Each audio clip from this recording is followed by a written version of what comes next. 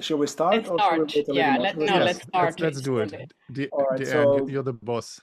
Yeah, I'm the boss this time. So why don't you two birds introduce yourself nice and sharp so people who don't know us can actually get to know us a little bit. Okay, ladies first. Whoever wants to go. Yeah, you can go, Matt. Okay.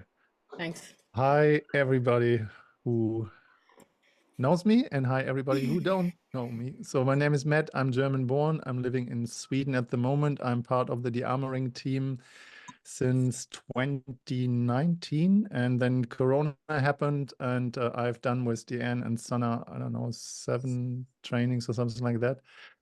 And I'm so happy to be part of this webinar series, De-armoring as a Lifestyle, and so happy to see you all. And I'm the consent freak and geek of this. And yeah, that's for now. Cool. Check. Thank you. What do you mean by the consent freak and geek? I don't know. Or is it an inside joke? No, it's not. No. Oh no, that's a webinar. No, well, I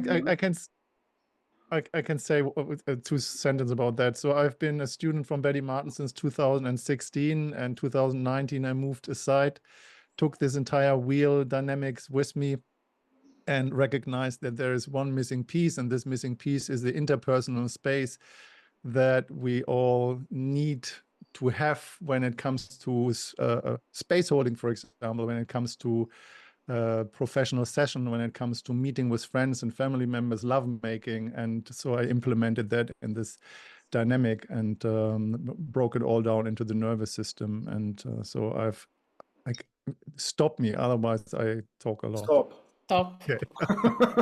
With love and respect. Go read his website, Hjalmar. We can send this link. Learning by experience. Yeah. Sana.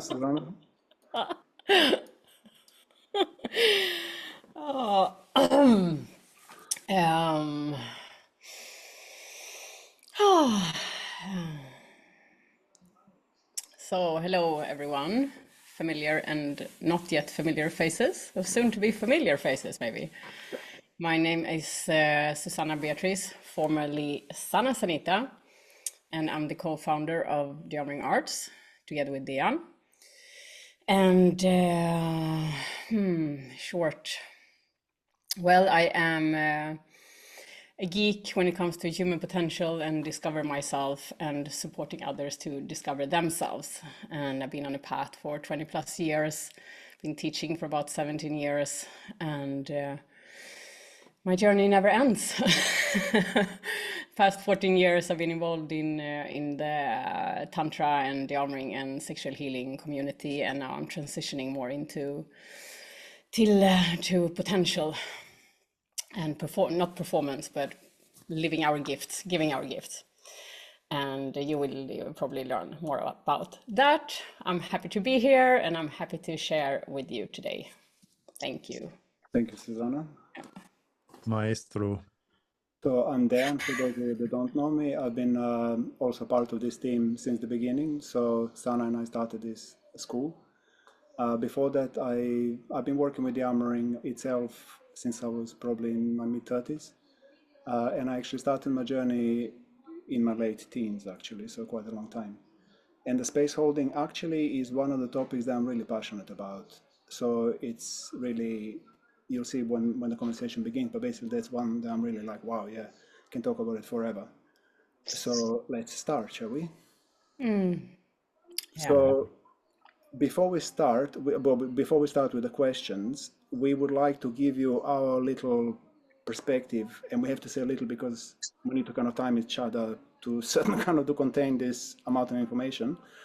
And we're gonna talk about space holding from different perspectives. So I'm just gonna read a little topics that we actually already wrote in the event, and then why not just to give a little taster, and then Sana, you can pick up, actually you already have a topic that you want to talk about, but just to kind of broaden the sense of what the space holding could be, or it's more than that, but let's just see it.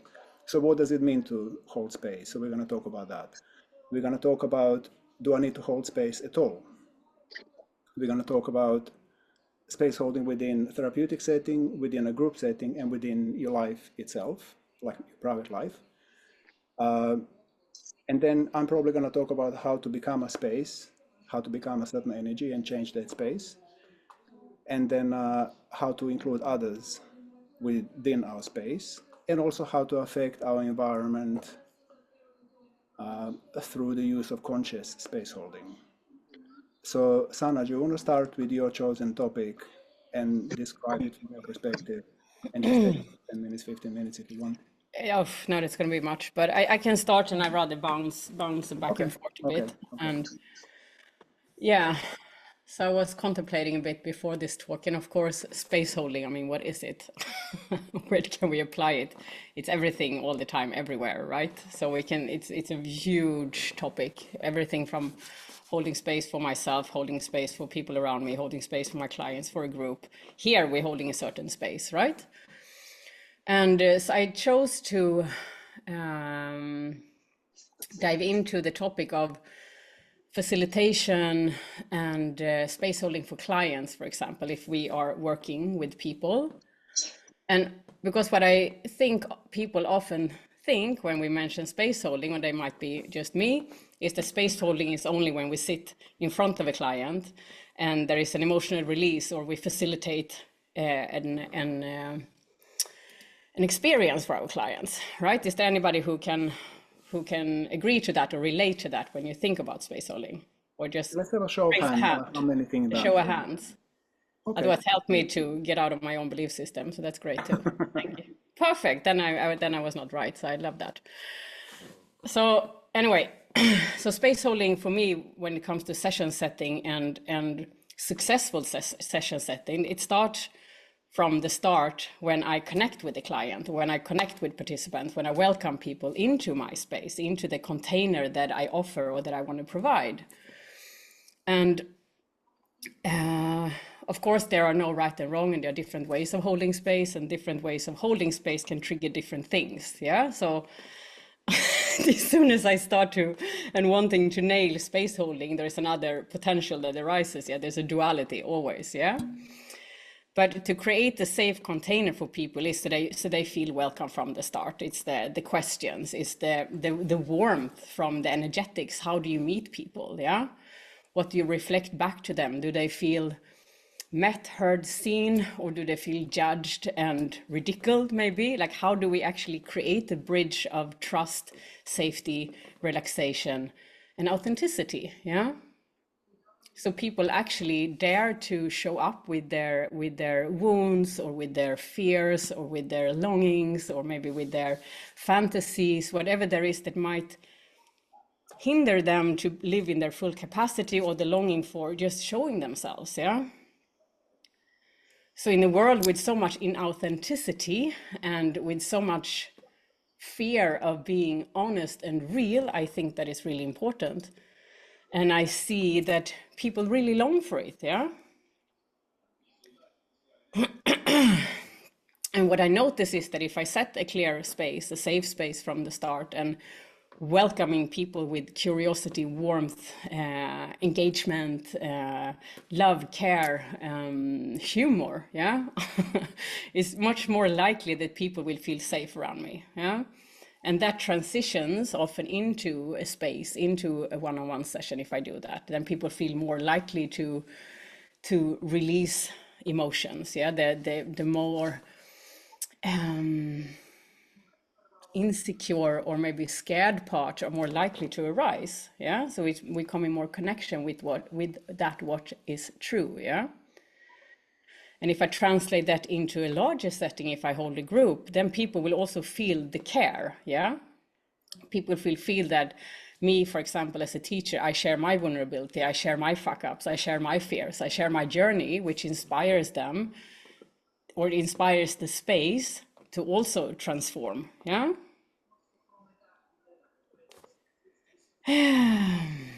All right, do you want to put a pause on it? Yes, that's exactly what I wanted to do. Thank you. Yeah. Matt, do you have your angle? Do you feel ready or not? I just want to say one thing. I'm not going to continue Yeah, teaching. I'd like Wait, one moment, just Matt.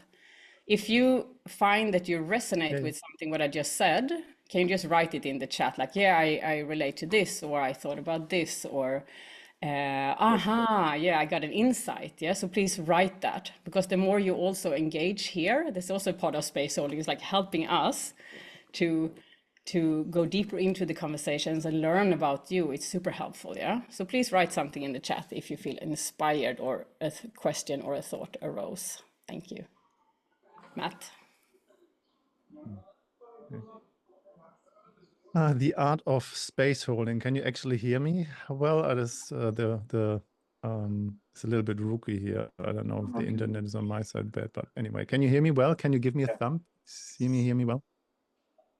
Yeah, okay, perfect. So the art of space holding is everything that Sana said, specifically from a professional perspective, making sure that as a space holder that I take responsibility about the frame or the action in the frame that is happening, so that as a space holder that I create the container that people have the experience that they choose to have. So this is part of the facilitation part of holding space for others in group settings or in individual settings.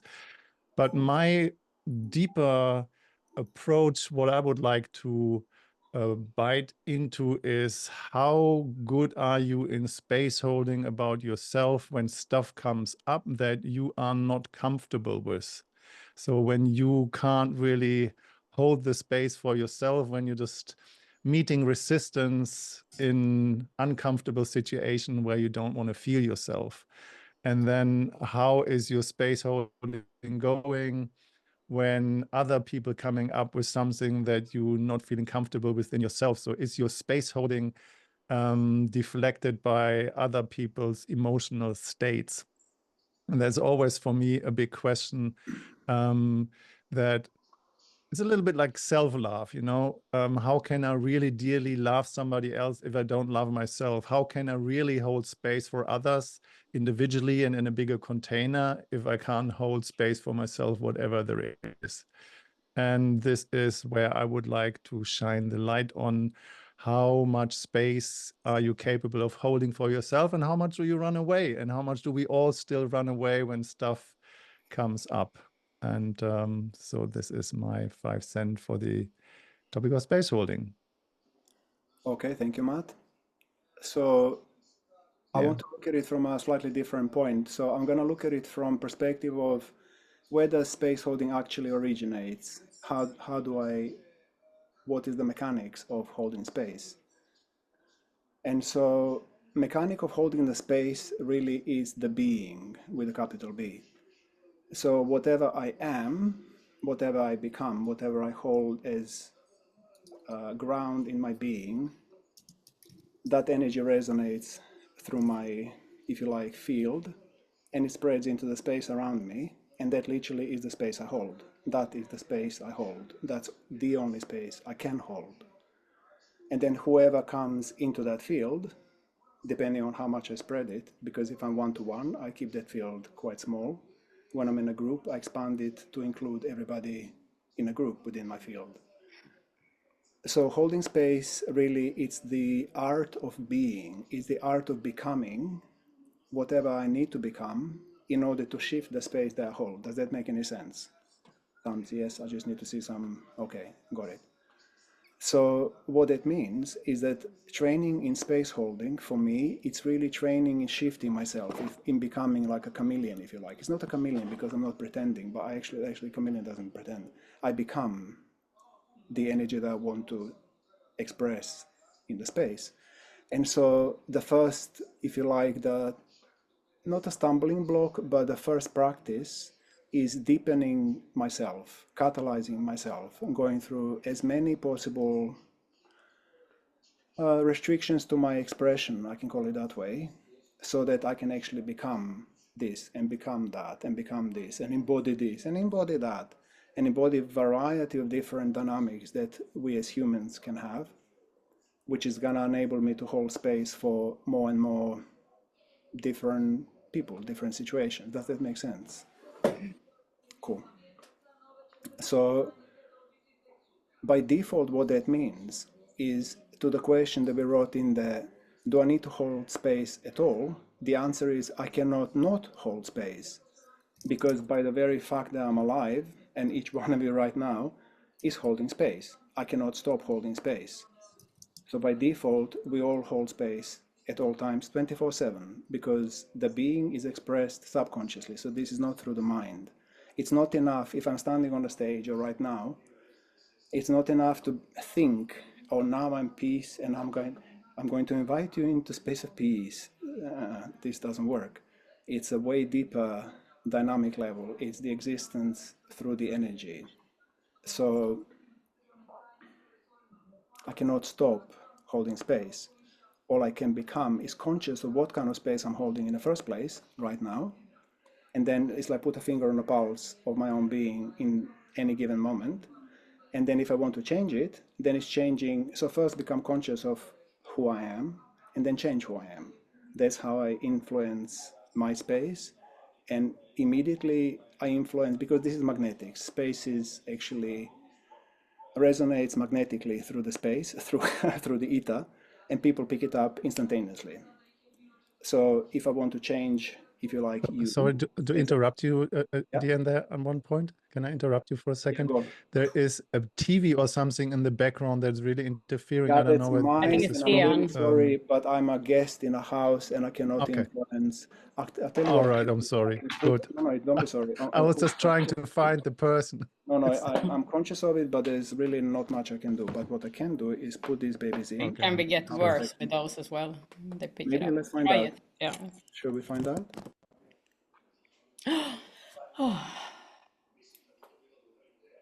Not yet.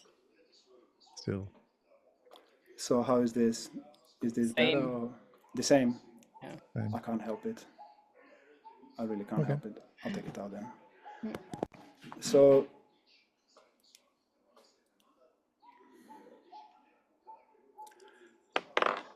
I want some questions or some inputs from the group. Let's see, so far all three of us said things. Let's see what is cooking and what can we actually, where this conversation can go from this place. You can unmute yourself and talk, or you can write, but preferably talking. Well, I guess. Yeah. Yalmer? if I see from my profession, I've been in sales for too long. I'm now not in sales anymore, but by approaching people in a certain way, like making a joke or just being really open, interested, or also especially in their state of mind or in their space. So like if I tune in to somebody, it opens up and immediately I have conversation that even go deep, like people open up and feel safe. So I really recognize, and by you three saying this, that, oh yeah, this is something I do for my profession, but also in my daily life, meeting people and be interested in what's going on in them. At that moment, I open up something and I can dive into a level that can be funny, but also like crying or whatever. So it really struck me like, yeah, it's me that is creating that space. It's not that I'm stepping into their space and, oh, I'm going to do this, I'm going to do that. No, I'm just like opening up, and that's subconsciously or how it works. It doesn't matter, it works. Yeah.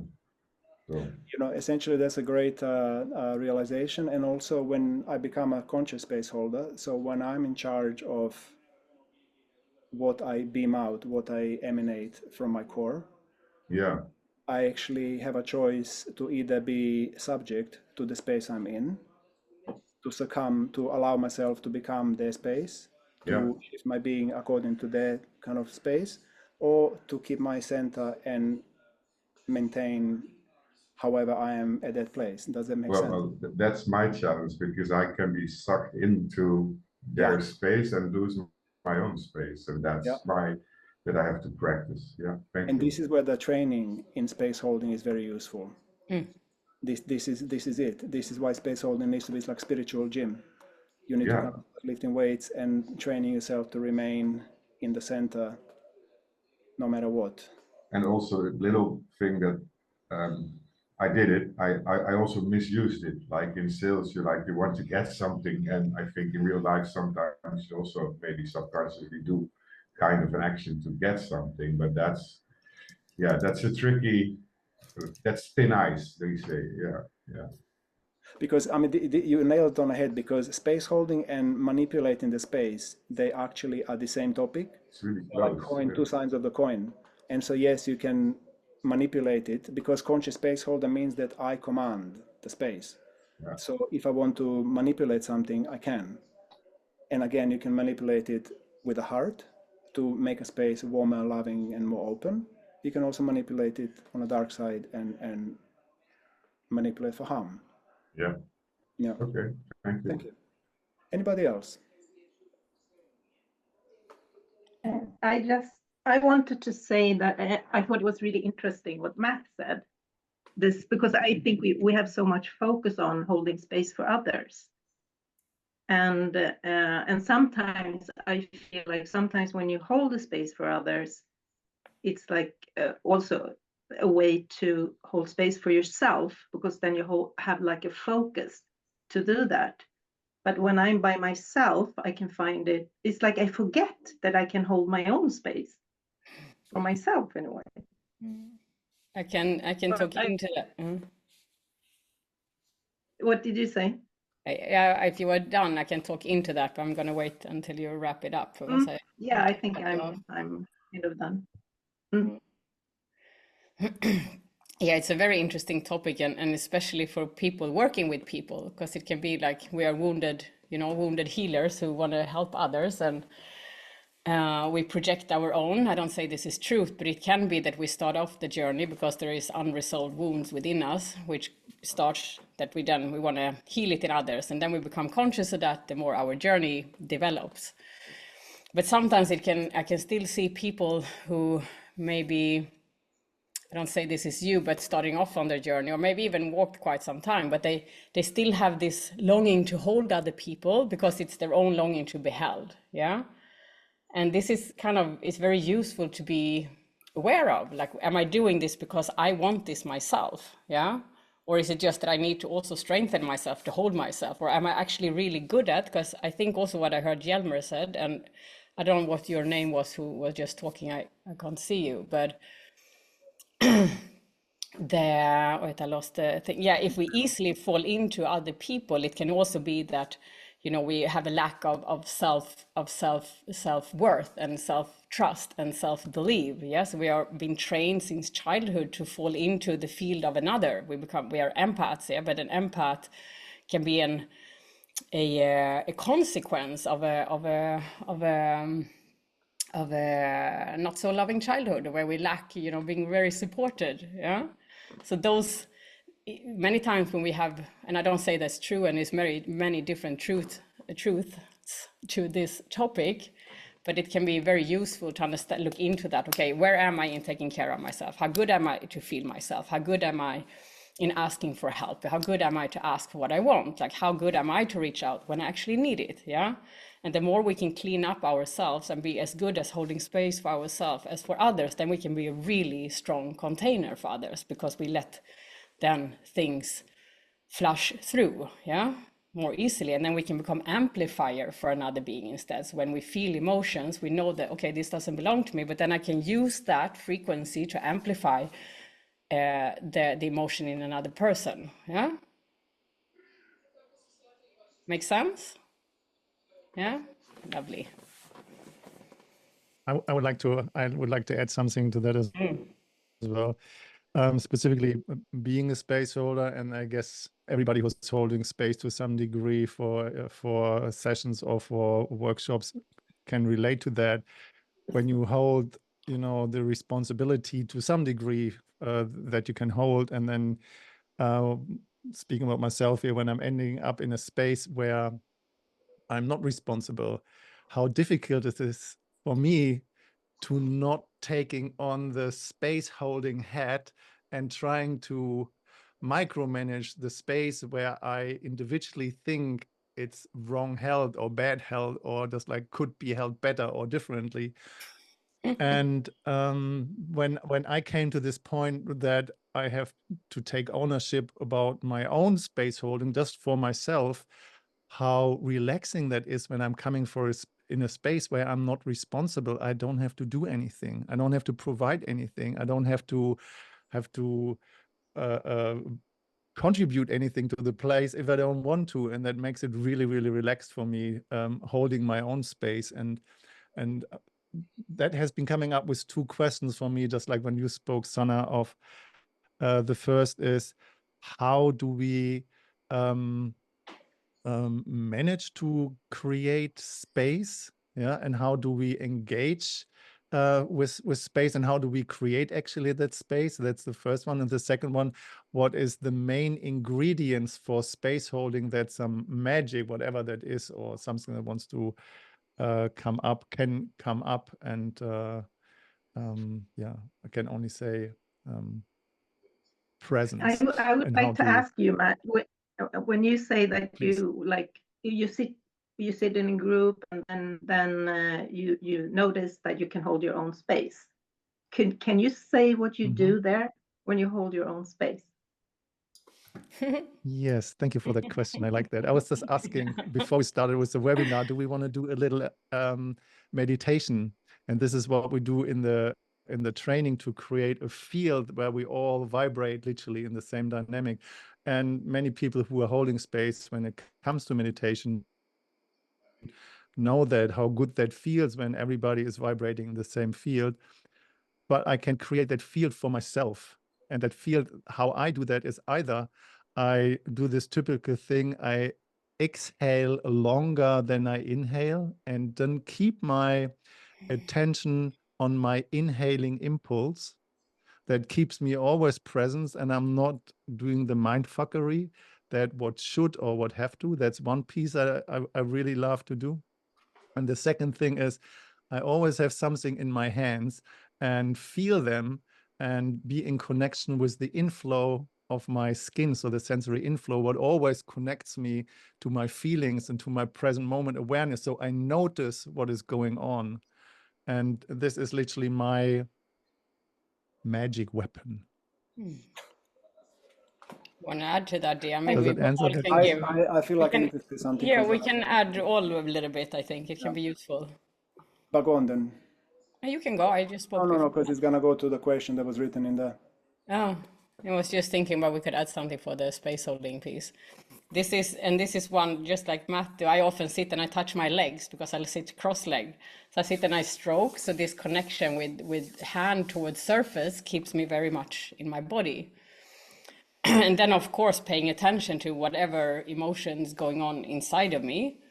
And like if I'm getting stressed or irritated, or I want to, am I relaxed? What is that? And holding that container and allowing that to be whatever is moving inside without acting upon it if it's not useful in that moment. Yeah. And it can also give me then indications for what's going on in the field. So the more relaxed, and I often imagine sitting in like a 360-degree awareness. I expand my energy field, not so mental in my frontal lobe, but actually relaxing my head, putting focus in the back of my head, so I might get more relaxed, and then I can take in the whole room instead, and then I feel much more. My energy field is larger. Yeah. So that is when we talk about the tools of space holding, then there is also soft focus, like Sana says, the 360 or the peripheral vision focus. So like soft gazing rather than piercing. Then there is focus on the breath and noticing what happens inside my system at all times as I'm holding space. Because when I have a finger on the pulse of how I feel, what I think and how I am, that puts me immediately in touch with everybody else around me. So the more close, more intimate I can be with myself. And I use breath and presence and what Sana also said, observation, as a tool to actually get more present to me, and then through me I get present to everybody else instantaneously. Does that make sense? So there was a question here saying, Matt, some of us learned that from childhood where we had to be a creator of a good atmosphere in a home. And this is a good point. This is true. And it's also true, this is like a bigger picture, because all of us have had a journey from childhood to adulthood. And along the way, we collected strategies, coping mechanisms to deal with whatever situations and this is why we have different personalities and we have different dynamic structures within us. And so when we talk about space holding and making it conscious, really it boils down to responsibility, becoming a responsible adult. So growing through all of those, as I mentioned before, kind of catalyzing myself more and more and more and more to actually include more aspects of myself. So we could say that we all kind of, if you like, if I don't work on myself, and I just let life take me from childhood to adulthood, I'm kind of almost like a victim of a circumstance because I hold space for whatever I've kind of navigated through and the strategies that I've learned to help me coping mechanisms to help me deal with life, to stay safe, to be loved, to get a job, to have friends. We all have that. So I guess the space holding journey starts from being kind of unconscious and then going to conscious. This is really where you become conscious space holder rather than the unconscious one. Does that make sense? You want to say something, Sana? No, I just was a great way of putting it because I wanted to add, just another layer to it. I loved how you divided it into unconscious and conscious space holding. So I just agreed. That's my way of agreeing. All right. Sometimes. So, are there any questions? Let's move this conversation a little further. Let's build more depth. So, who has another aspect that they want to talk about? Or if it's something we can support you with. Yeah. I would like to throw in an extra question. If anybody of you here in the room is struggling in space holding, is struggling in yourself and somebody else is not holding space, or how do you cope if there's no space held, and how do you engage with yourself and others if the space is not really well held? That is, I feel like I want to talk into that. Oh, wait, let's give him a chance. Because it's such a good topic.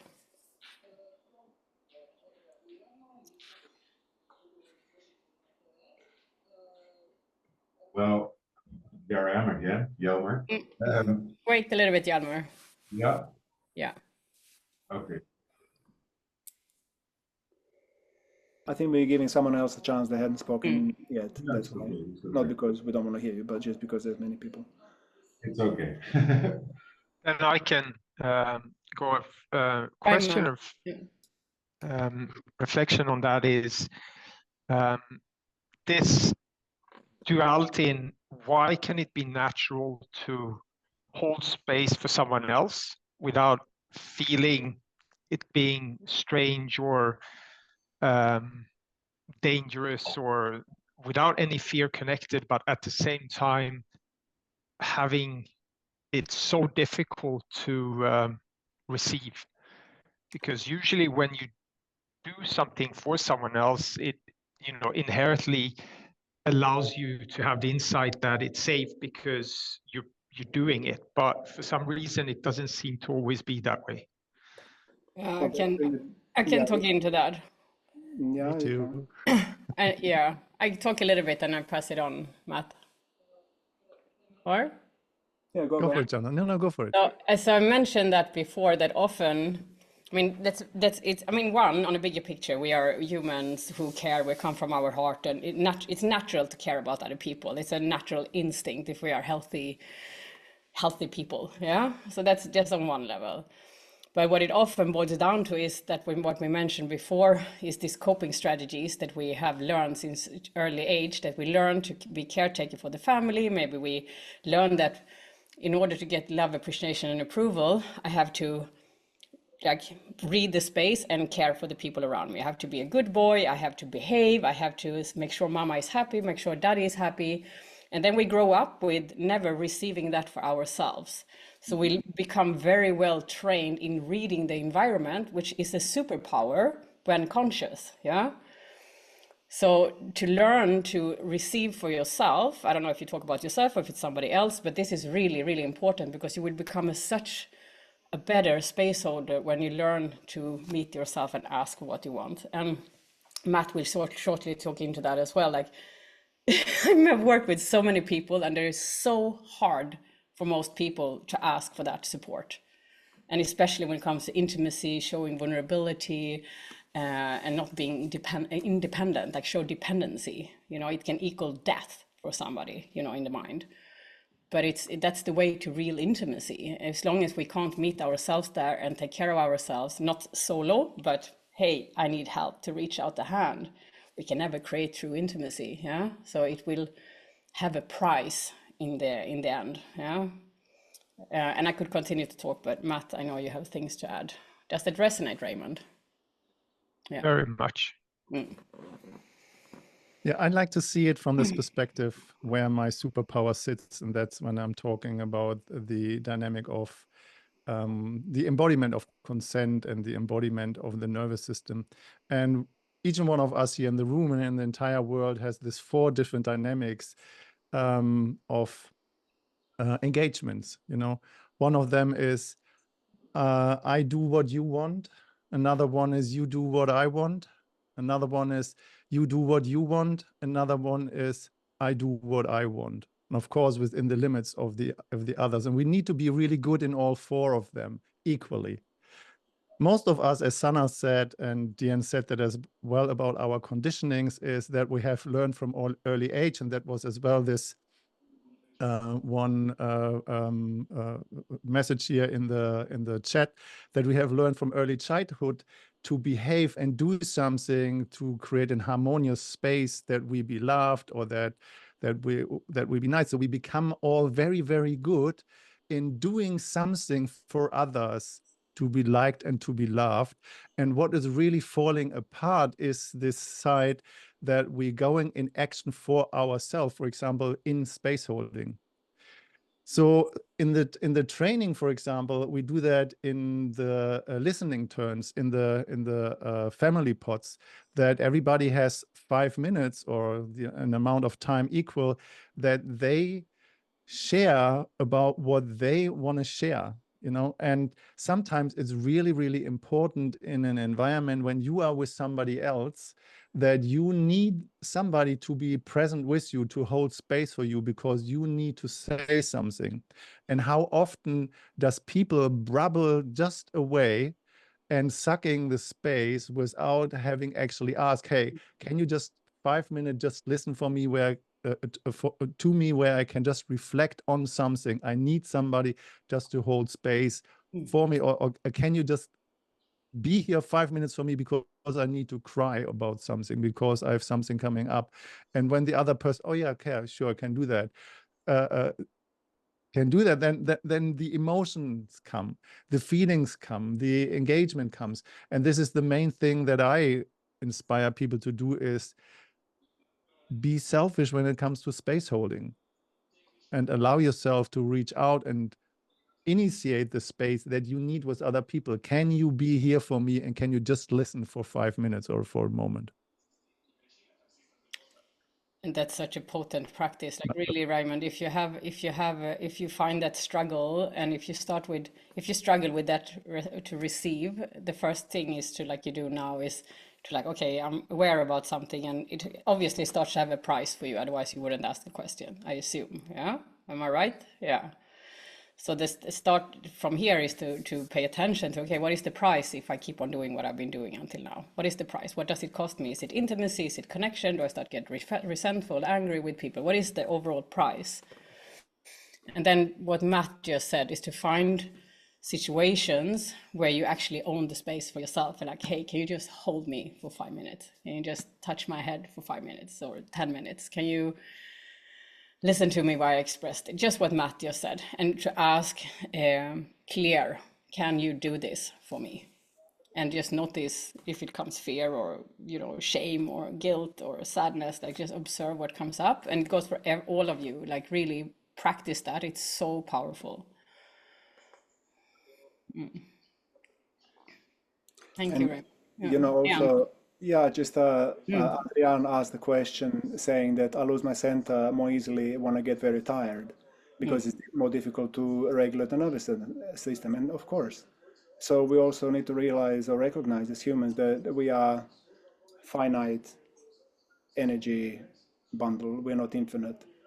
And, the more tired we get, the easier we get tricked and triggered and taken out of the center. So this is also to know. So to know your limits, it's also like to know your boundaries. Where is a yes, where is a no, where is a maybe zone, how much energy do I have for this kind of stuff that I'm holding space for?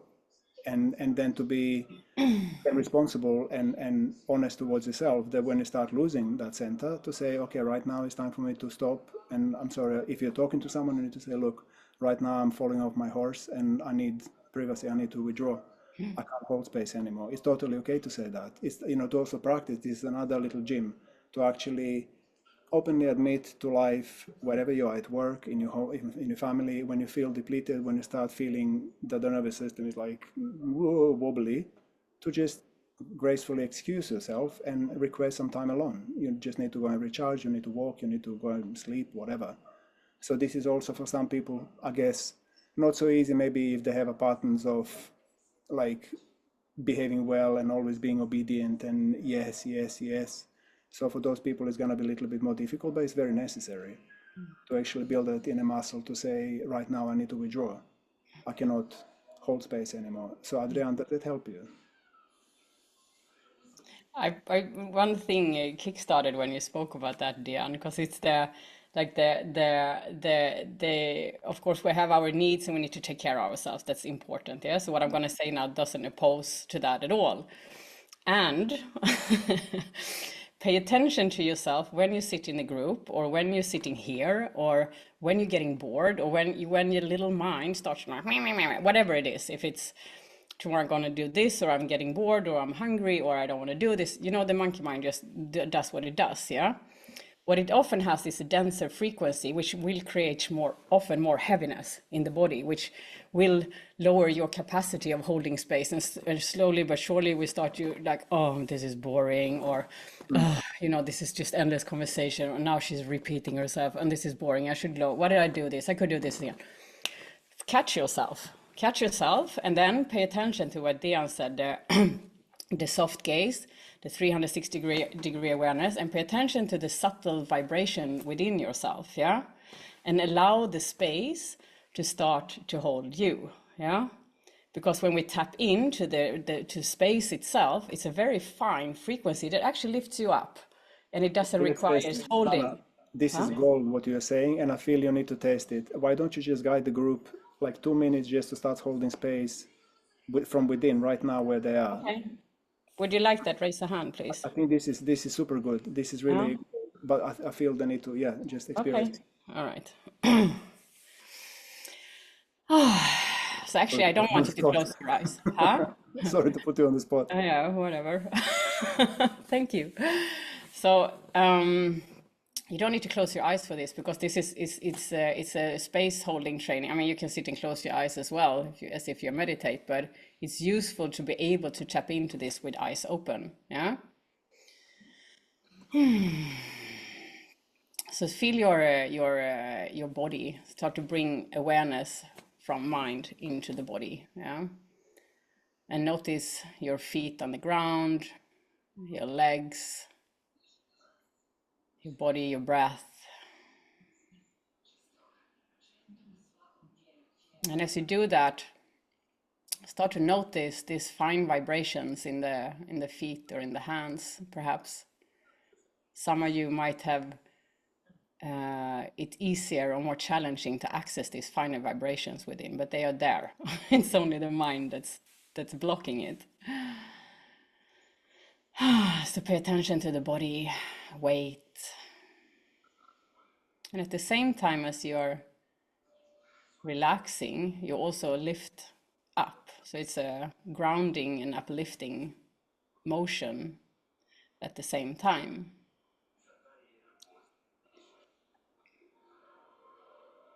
And start to pay attention to the space around you. So you put your mind in the back of the head, or the focus shifts towards the back of the head, and you notice that your eyes and your forehead becomes more relaxed.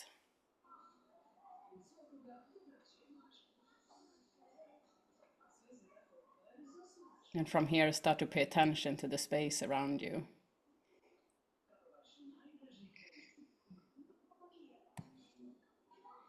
Notice the relaxation. And notice that as soon as the mind starts to judge or come up with a story, just lean back, lean into your body, lean into your felt sense experience of the body, of the energy.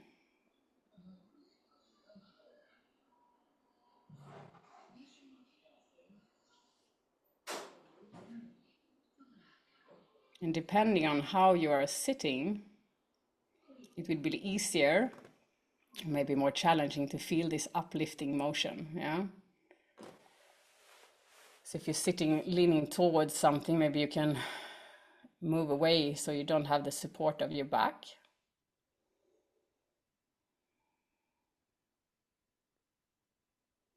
Just imagine this energy flow that's streaming upwards in the body, and that you're just hooking into that and being held by that.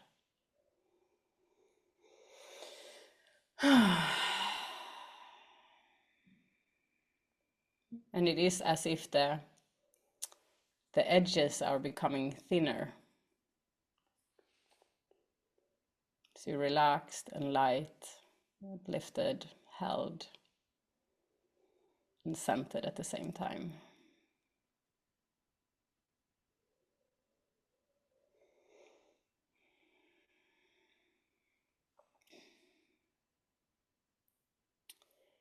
I'm gonna stop it here, but that doesn't mean that you have to stop it. So I'm inviting you to stay in this present awareness while we are continuing. And so as soon as the mind starts to get heavy, and it doesn't even need to be weight, but chatty, back into the felt sense experience of lightness. And then the more you practice this, the more energy you're gonna get. It looks like Dejan got kicked out, Matt. No, I'm good. Are you good? Where are you? I can't see you. I'm holding space, man. You're holding the space. You ended up on the other screen. Yeah. There.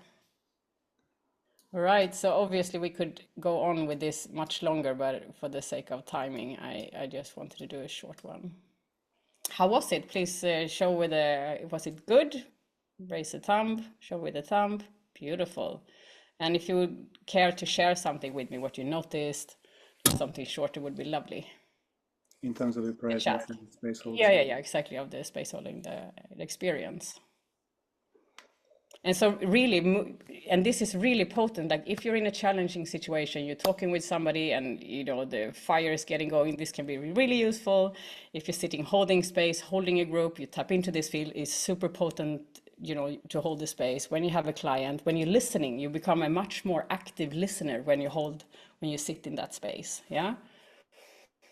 When you go to the family dinner, that plus the hand scream, you're good.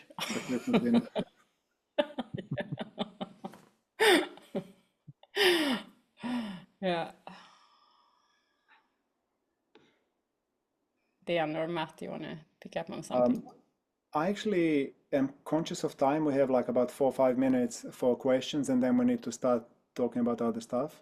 So if there is anybody else with a particular question or anything that you'd like cleared up or answered or helped with, or now is a good time.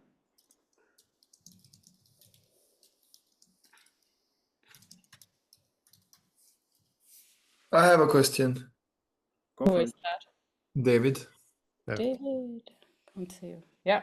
It's about when you said feeling the finer frequencies in your hands. Uh-huh. No, it's the finer. I mean, I feel my hands. Yeah. So So that's a great centimeters, meters, or micrometers?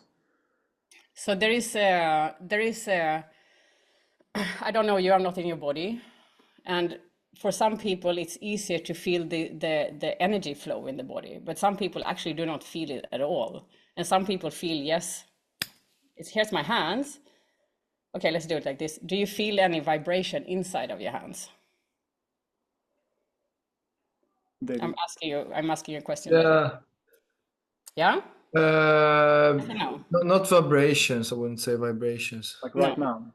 Yeah. Maybe not vibrations, no. What do... So So you feel the density of hands. Is that what you Yeah. feel? Yeah, great.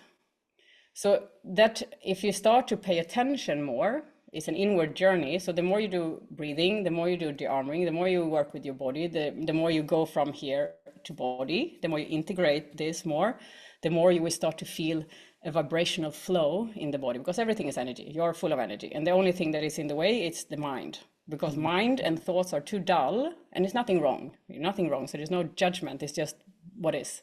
So the mind is too dull so it blocks the felt sense experience of the vibration in the body. Yeah. But it's there. So everybody, it's there. It is there. And why I mentioned the feet and the hands is that sometimes if we are not used to feel the energy flow, the frequency in the body, it can be easier to start to feel it in the hands. So what could help is to shake, clap, shake, and then you will feel something, and that will give you like an imprint of how it can feel, even though if it's an ignited energy motion. Yeah. Does that make sense? And then the more you do practice when you receive sessions, instead of like start to figuring out, or this should lead to there, or what is this session, and controlling it or whatever. I don't say you do it, I just blah, blah, test talk. Then bring it back into the body, and pay attention to the hands, and slowly but surely you will start to feel the flow. It's there. Yeah.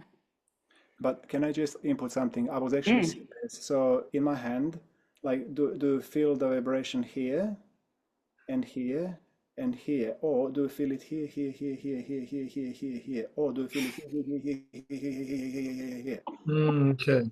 Can you feel the inside of your thumb? Can you feel the back of your eyeball? Can you feel your kidney? And how many centimeters are you close? Like, let's say I put my attention to directly center of my palm, and then I want to experience the sensation. I want to physically experience some kind of sensation, whether it's going to be buzzing, zinging, throbbing, heat, something directly in that spot. So this is how I train my attention to really, like, is it here or is it here? Or can I not feel the area at all? So this is the way to, like, what kind of, the question was, what is a fine vibration?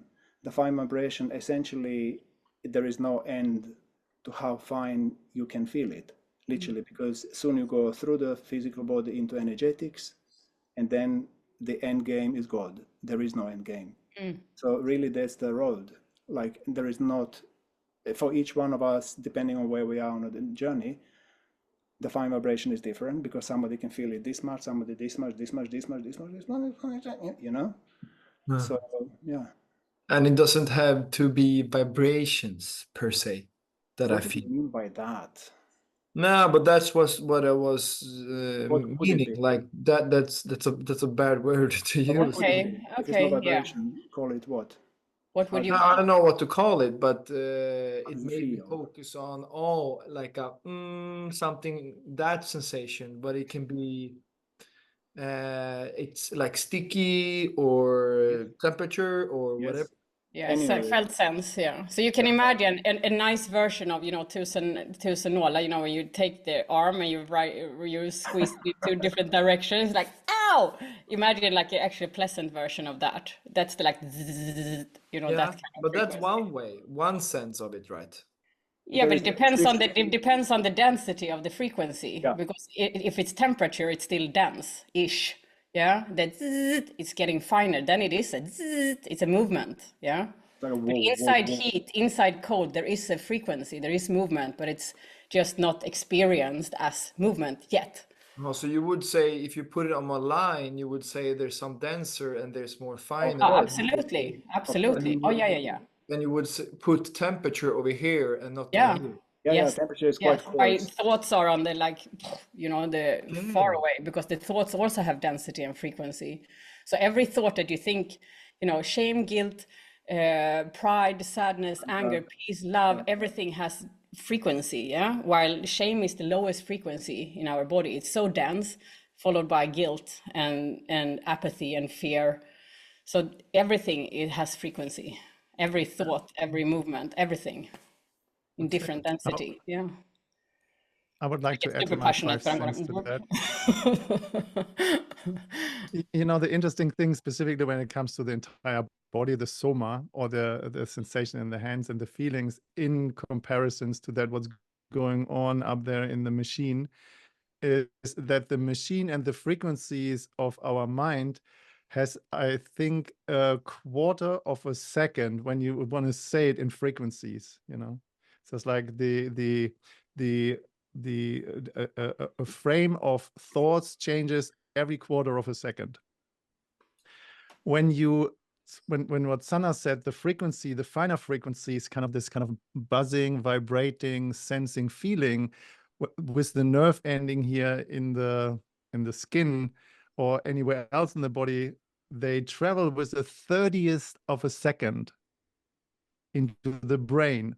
But when we constantly only hanging out in the rational mind, in the thinking process, what is a quarter of a second, we don't even aware of this shorter circuits of sensations in the body. And this is what you can translate as frequencies.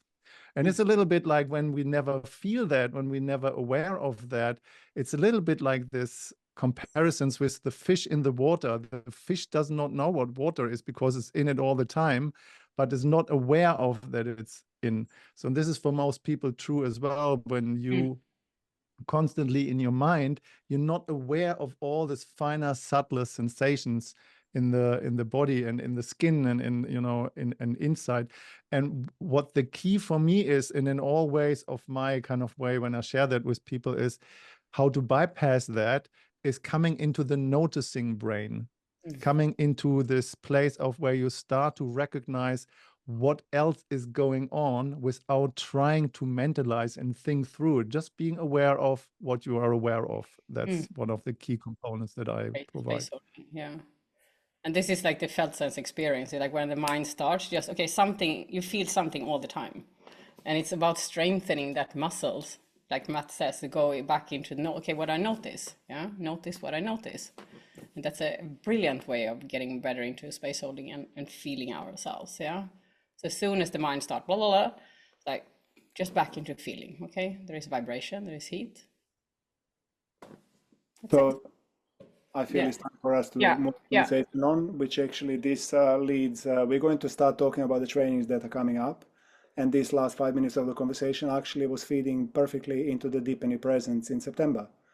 So for those of you that are interested in exploring the depth of your presence and getting deeper into the finer sensations, vibrations, energies, then that's a perfect place for you to come. I'm going to put a link to the description here. And then if you want to know more information, just get in touch with me and I'll pass it on. And then one of you dearest colleagues who is going to talk about the basic training briefly. Sana? Okay, we can talk about it. Yeah. So I'm going to spend a couple of minutes just to share about the training. Are you willing to listen to me? Raise a hand. Yes. Thank you so much. So as you know, we are the Dearmering Arts team, and we're offering this Dearmering training. It's an 11-day training, and quite some of you have done it who are here, and I love that. And by now we're trained 300 plus therapists, and we have a very few hundred coming through our workshops learning about Dearmering. And we're offering a training for professionals, or those who want to become professionals, or those who really want to expand and go through deep, profound personal transformation. And we offer this training in Sweden, 21st to 31st October this year. And it's in a beautiful place called Schenströmska Mansion, very nice, high quality. And the training is super intense. So it's 11 days and basically 10 days of training, where 50% is personal transformation, because to become a great space holder and to learn about ourselves and our capacity to receive and to give, working on ourselves is crucial. And then 50% is technique or working with other people. But mainly it's a training for life. Yeah. What we have after working, like we have, I don't know, 70, 80 years of combined experience working on ourselves. And we're all three geeks and like super dedicated. So this training is more than just a training. It's really a profound transformation for those who are seriously wanting to live authentically and contribute to more authenticity in the world. Yeah, so it's really, really a deep dive, and people come and they're like, I thought I would learn, you know, pressing point from 1 to 2 to 5 and ABC, and it's like, no. When you go through this, you will just like, you will have tools for life. Yeah, seriously. So if you feel connected, or if you feel interested or curious, you can reach out. You can have a very relaxed discovery call with one of us with no like obligations whatsoever, just to see if it's something for you, and if it's, yeah, if you would be curious about that. So I drop a link here. Yeah, drop a link here, and we will also send it out with this recording. Okay. Yeah. Yay! And Also drop the link for the Deep in the and a Present. few words. Yes. Huh? Your I internet. would like to say a few words about. I don't know if it's my internet, but somehow it's this rookie. So my part of the entire de-armoring training, the first few days, is about talking about consent, talking about communication, how to receive, how to get deeper into your body, how to use your own nervous system as an anchor to get in your capacity of being in your body, being present in your body, and holding space for yourself, that you then can hold space for others. So I'm very excited about that training, and the end. Your internet. My internet is bad. Yeah. You're smiling and you're talking. Yeah. And you're moving your head very slow. Okay, we take over there. Yeah. Yeah. Yeah. Thank you, dear. Okay, so So before we close this room for today, do you have any? I would like to, if you can write like a word, like a takeaway. You know, if you if you have a question, and 2, otherwise just write like, what is your main takeaway from this? Can I ask about the training? Absolutely. Yeah. Because in the title it says the armoring. Yeah. And how because no one has talked about the armoring when you're presenting it, so I'm just wondering how you like put that in there. Yeah. So okay, I can was quick here. So de-arming, what do you think? What is de-arming for you? What would that be for Well, you? I went with math on a course someplace, and then we did the armoring on. It was like a tantra course, so it was intimate parts.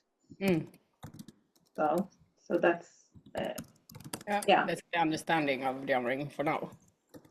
Yes. Yeah, and I'm giggling because this is exactly that it is. So de-armoring for us, and I will just keep it short, and then I know Diane and Matt can add to it. So de-armoring, the physical de-armoring or removal of armor in the physical body is one part of it, to work with sexual healing, which is kind of the signature, the core of that training to some degree. Like, this is why it's so unique. There are many trainings in personal development, but the sexual healing work is very unique, yeah, for the de-armoring that we offer. So that's one part of it. We work with trauma release on the body, like external, internal, yeah. But in order to, so me and Diane, we really founded the school because we realized there was so much. When the whole Tantra thing exploded here like 14 years ago, 15 years ago, there was a lot of people starting to give internal yoni sessions, and they learned de-armoring, which was like pressing elbows into bellies and ribs broken. I mean, they were just irresponsible practitioners. And we were both practitioners, and we realized that, okay, we need to create this, we want to create a school with responsible practitioners. So we started this training in 2016. Yeah, we had the first session in first training in 2016, if I remember right. And so throughout the years, I mean, from the start, it was always about, you know, learning about consent, boundaries, how do we set the safe space, how do we hold the clients. There are many components to de-armoring, yeah. And the more that we have also explored our life, like the arming training that we offer is really, you know, it's our life condensed as much as we can into 10 days, which is life mastery. It's a way of living. So de-armoring is a way of you releasing everything that is in the way of you and realization, basically. So it's a spiritual practice also in the end, but we have to start with the physical, with the personality, and then it's sexuality and sexual awakening, and then it's, you know, the presence, God. And so it's a full-blown life mastery training, and this is the beauty, yeah. And this is why I'm smiling a little bit, because it's so profound and it's impossible for me to even, you know, with words, I can't put it in the right way, really, yeah, that it deserves. Because for us, the armoring is really like, who am I in life? Who am I in relationship? Where do I hold back? Where do I not living true to my gifts? Where am I? Everything is, there's a lot, which is armor. Limiting belief system is armor, yeah? Are you following me? But in the end, depending on who you are and what you need and what you long for and what you want, you will be equipped after these 10 days, depending on your previous experience working with people, you will be equipped and ready to give hands-on armoring session and dealing with people, yeah? And if you already deal with people and, you know, have knowledge about such, I don't know that yet, so I'm generalizing here when I'm talking, then this will be a beautiful add-on tool, yeah? Does it make sense to you, Michaela? Yeah? Is it inspiring or not so inspiring? I wasn't clear if the armoring is only on the intimate parts, or if it can be anywhere in the body that you're working. Anywhere. Everywhere. I mean, the Everywhere. armor, you know, Wait, a trauma, okay, just short. A trauma can be stored, you know, the body is wise. So when you have a challenging situation or something happens to you, the memory of that situation will be stored somewhere in the body. And this is what we work with when we work on the physical armor. Yes, but is it like specific, like, so on the course, it can be on the whole body and also on the intimate parts? Yeah. So But first we go external. Wait. So I'm gonna give you a different side of the picture. Maybe that's gonna answer your question. So there are different ways that we practice the armoring. The armoring is, as you got, that is not just one tool and doesn't work on one part of the body. So there are essentially three levels, if you like, that we apply the armoring. One is through the body work, and then we choose, depending on where the person holds the armor, that part of the body will work. Sometimes it's going to be the neck, sometimes shoulder, sometimes yoni, sometimes back. It really changes and goes everywhere. The other way we do the armoring is through conversation. So there is no touching bodies. We just sit and talk. And then we just work with your belief systems and driving the questions and kind of looking at your, exploring your inner landscape and your armor through asking questions. So there is no touching body at all. And then the third way we do it is through energy. So we don't talk, we don't touch the body, but we work with energy. Again, there is, so basically it's a very broad approach to, very holistic and broad approach to working with people. So hope that gives you, does this help you? Yeah. Okay. And if you want to have, like, if you're curious, you can always have a conversation with one of us. Yeah, get in touch and have a one-to-one half an hour so you can really, Matt put a link in the description. So if you people want to copy those links, because once we close the Zoom, then the links go away. So maybe we just send copy it the links. also. I throw it back in again. Please copy paste it or push the button, and then the browser's opening up. Yeah, I'm more than happy to talk with you in person if you have any questions at any time. Yeah. Thank you so much, Michaela, for asking. Thank you so much, everybody. Right now we're an hour and 15, so our time is up. So I thank you for being with us. Thank you for taking this time and interest and life force and energy to actually be with us. So I appreciate it. I'm sure we all do. There is more coming. There's more coming. There's more coming. We have another webinar. The next webinar is about emotional release, right? Yeah. The So important you will get a is, notification about don't that. we need it? How do we do it? Why do we do it? Is it necessary? Is it appropriate or inappropriate? All of that in 2 weeks. You're welcome to come and join us. Sana, do you want to say something as a closing word? Bye. Bye. Oh, nej. Klick. Yeah.